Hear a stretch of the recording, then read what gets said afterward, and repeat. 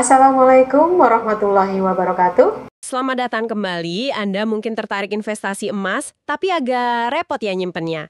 Atau pengen cara yang lebih praktis, lebih liquid, tapi tetap sesuai syariah. Nah, pas banget nih. Baru-baru ini ada perkembangan penting. Fatwa DSN MUI nomor 163 tahun 2025. Ini spesifik tentang Exchange Traded Fund atau ETF syariah emas. Sumber kita kali ini, ya dokumen fatwanya langsung. Jadi misi kita hari ini adalah kita bakal kupas tuntas isinya. Bukan cuma baca pasal per pasal ya, tapi kita coba pahami kenapa sih fatwa ini perlu ada, terus gimana mekanismenya biar sesuai syariah, dan yang paling penting, apa artinya ini buat Anda sebagai investor. Kita coba bedah bareng-bareng. Mungkin Anda mikir, loh, bukannya udah ada ya fatwa ETF syariah sebelumnya? Betul banget, ada fatwa 0154 tahun 2023. Tapi ternyata fatwa yang lama itu belum secara spesifik ngatur kalau underlying asetnya, aset dasarnya itu emas. Nah, kenapa emas perlu diatur khusus? Justru di situ kuncinya. Emas itu kan dalam fikih Islam posisinya unik ya. Dulu alat tukar, tapi sekarang ya lebih dominan sebagai komoditas lah. Nah, perlakuan fikihnya, terutama soal jual beli, serah terima, itu ada nuansa sendiri. Nggak sama persis kayak saham atau aset keuangan lain. Jadi kebutuhan panduan yang spesifik buat emas inilah yang dijawab sama Fatwa 163 ini. Ini juga nunjukin kalau DSN MUI itu responsif ya sama perkembangan produk dan kebutuhan umat. Oke, menarik. Jadi emang ada perlakuan khusus buat emas ya? Nah, mari kita lihat gimana fatwa ini bangun fondasi syariahnya. Pasti ada rujukan ke Al-Quran dan hadis kan? Tapi mungkin daripada kita daftar ayat sama riwayat satu-satu, apa sih prinsip inti yang paling ditekankan di sana yang relevan banget buat ETF emas ini? Oke, secara garis besar sih rujukan dalil-dalil di fatwa ini ya negesin pilar utama muamalah. Transaksi itu harus adil, harus saling ridho atau antara din, transparan, terus yang penting banget, bebas dari unsur haram kayak riba, garar atau ketidakpastian yang berlebihan, sama maisir, itu judi atau spekulasi. Juga soal kewajiban memenuhi akad atau kontrak dan jaga amanah. Itu kerangka umumnya lah. Ada nggak contoh spesifik dari hadis yang dampaknya paling kerasa gitu di aturan ETF emas ini? Oh, ada banget. Misalnya nih, larangan jual barang yang belum kita miliki. Ini langsung nyambung ke syarat mutlak kalau ETF syariah emas itu wajib didukung emas fisik yang beneran ada wujudnya. Dan disimpannya khusus, allocated account istilahnya. Oh, allocated account ya? Jadi bukan emas di atas kertas aja. Betul, jadi Anda itu beli bukti kepemilikan emas yang real, yang ada fisiknya, bukan sekedar janji emas. Terus, ada juga larangan gharar tadi. Ini penting buat mastiin semua aspek transaksinya jelas. Harganya, jumlah emasnya, jelas buat investor. Sama larangan naci. Itu rekayasa permintaan buat naikin harga. Nah, ini relevan buat jaga integritas harga di bursa nanti. Oke, paham. Jadi penekanannya di emas fisik yang jelas sama transaksi yang transparan ya. Nah, selain Al-Quran dan hadis, fatwa ini kan juga rujuk ke kaidah fikih sama pendapat ulama. Apa poin penting dari situ yang bantu mendaratkan konsep ETF emas ini ke kerangka syariah? Ada beberapa poin yang krusial ya. Pertama, kaidah fikih yang bilang hukum asal muamalah itu boleh, kecuali ada dalil yang melarang. Ini kayak ngasih lampu hijau buat inovasi produk kayak ETF ini. Asal, yaitu tadi, nggak nabrak prinsip syariah. Kedua, kaidah mencegah kerusakan itu didahulukan daripada ambil manfaat. Ini jadi dasar kenapa syarat-syarat ketat kayak harus ada emas fisik tadi diberlakukan. Tujuannya ya buat mencegah potensi mafsada atau kerusakan misalnya transaksi fiktif. Terus, soal pendapat ulama yang dikutip, ada yang secara khusus kayak ngebuka jalan buat struktur ETF emas ini nggak? Ada. Beberapa pendapat itu relevan banget. Misalnya pendapat Syekh Ali Jumu'ah yang dikutip itu. Beliau melihat emas zaman sekarang ini lebih sebagai komoditas atau sil'ah, bukan lagi murni alat tukar atau taman. Nah ini ngasih fleksibilitas dalam aturan transaksinya, jadi nggak sekaku waktu emas murni jadi uang. Terus penjelasan ulama klasik kayak Ibnu Qudamah soal akad wakalah atau perwakilan. Itu kan boleh pakai imbalan atau ujroh. Nah, ini jadi dasar hukum buat hubungan antara Anda sebagai investor, manajer investasi, MI, sama dealer partisipan DP. Jadi kita kasih kuasa, mereka kerja, terus mereka dapat fee, gitu ya? Iya, betul. Anda kasih kuasa mereka kerja, mereka berhak atas fee atau ujroh. Nah, ini nih yang saya penasaran banget. Soal serah terima atau qabd. Di ETF kan kita nggak pegang emasnya langsung ya. Gimana fikih ngelihat ini? Konsep qabdu hukmi, artinya serah terima secara hukum. Ini merujuk ke keputusan Majma' al-Fiqh al-Islami juga. Intinya, serah terima itu nggak harus selalu fisik megang barangnya hakiki. Pencatatan administratif yang rapi, yang terverifikasi, yang mastiin kalau sejumlah emas spesifik itu udah dialokasikan buat Anda dan disimpan aman sama kustodian. Nah, itu udah dianggap bentuk serah terima yang sah secara syariah. Qabdu hukmi namanya. Oh, gitu. Iya, ini solusi cerdas lah buat aset yang disimpan bareng-bareng dan diperdagangkan modern kayak gini, tapi esensi kepemilikannya tetap kejaga. Paham, paham. Jadi landasan syariahnya kuat, terus ada adaptasi fikih juga ya buat konteks modern. Oke, sekarang kita masuk ke intinya nih. Apa sih sebenarnya ETF syariah emas ini menurut definisi fatwa? Terus siapa aja pemain utamanya? Intinya gini, ETF syariah emas itu reksadana. Bentuknya kontrak investasi kolektif atau KIK. Nah, unitnya ini diperdagangkan di bursa efek, mirip saham lah. Bedanya, aset dasar di balik unit itu ya emas fisik batangan, dengan standar kemurnian tertentu ya, bukan saham perusahaan. Jadi, tiap lembar saham ETF yang Anda beli itu sebenarnya mewakili kepemilikan sekian gram emas fisik.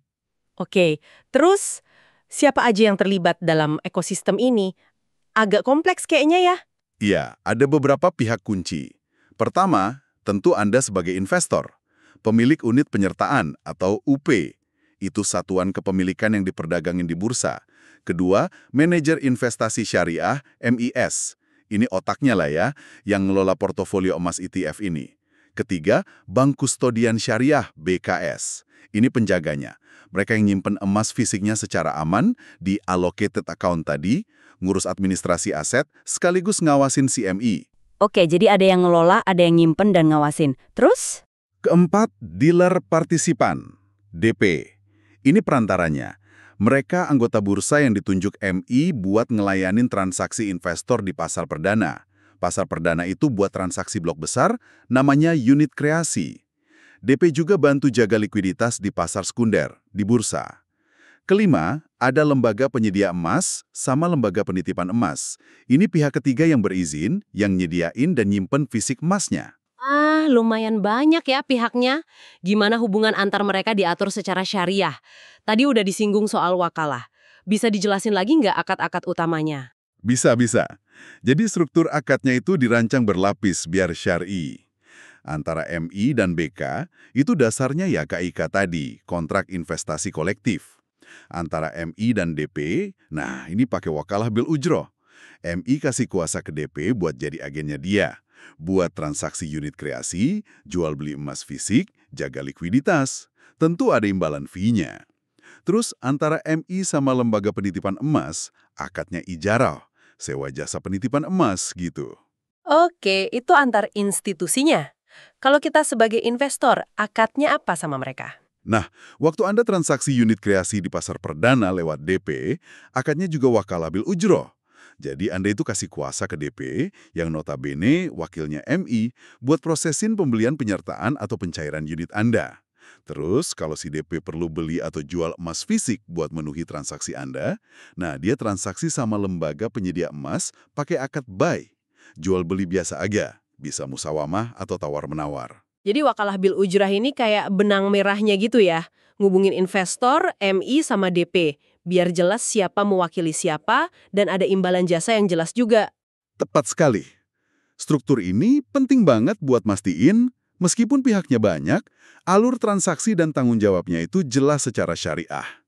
Dan semua pihak yang kerja dapat kompensasi atau ujroh yang halal.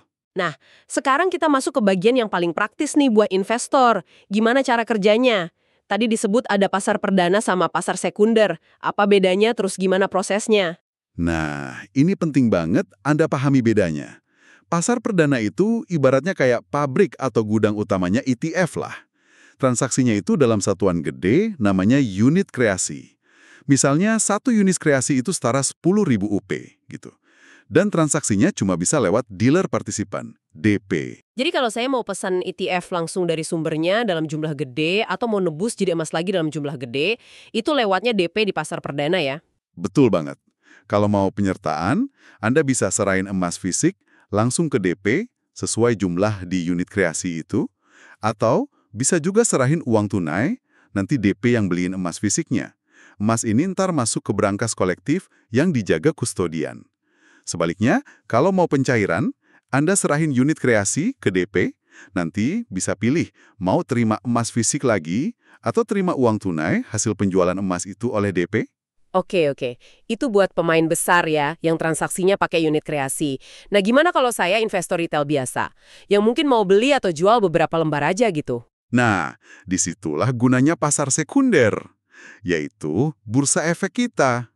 Di sini yang diperjualbelikan itu unit penyertaan atau UP, individual, persis kayak Anda jual beli saham biasa aja. Transaksinya terjadi antar investor, difasilitasi sama perusahaan sekuritas Anda.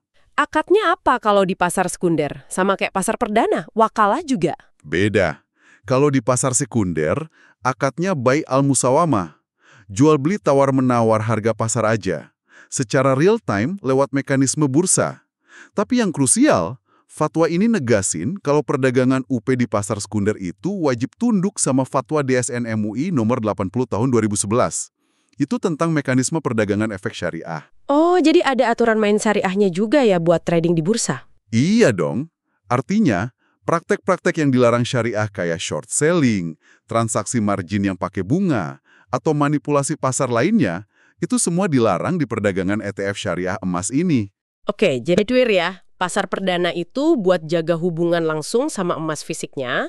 Pasar sekunder buat nyediain likuiditas harian buat investor retail, tapi dengan aturan main syariah yang udah ada juga. Tepat, keduanya ini saling melengkapi. Pasar perdana mastiin integritas aset dasarnya, yaitu si emas fisik.